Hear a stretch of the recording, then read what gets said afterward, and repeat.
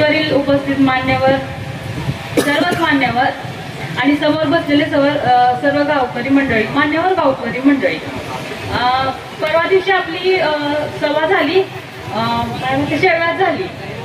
तर त्यावेळेस मी बघत होते की सगळे गावकरी असे शांत राहून बघत होते, समोरून ऐकत होते. ना कोण टाळ्या वाजवत होतं, ना कोण शिट्ट्या वाजवत होतं.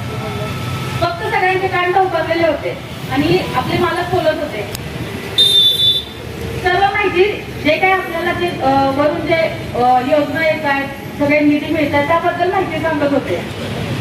पण मला विशेष वाटलं की सगळे कान टवकारून ऐकत होते, शांत बसून. म्हणजे आपला समोर जो नेता आहे तो अभ्यासू असणं महत्वाचं आहे. बाकीच्या मी सभा ऐकल्या त्याच्यामध्ये नुसते शिट्ट्या, टाळा, ओरडणं एवढंच चालू असतं. कारण तिथं फक्त थापाबाजी चालू असते. ज्यावेळेस समोरचा नेता हा अभ्यासू असतो त्यावेळेस समोरची मंडळी शांत बसून फक्त ऐकत असते. त्यामुळं मी तुम्हाला एवढीच विनंती करते की तुम्ही ज्यावेळेस उमेदवाराला म्हणजे मतदान करणार आहात त्यावेळेस समोरचा उमेदवार जो आहे तो कसा आहे हे बघून मतदान करावं, एवढीच सर्वांना विनंती.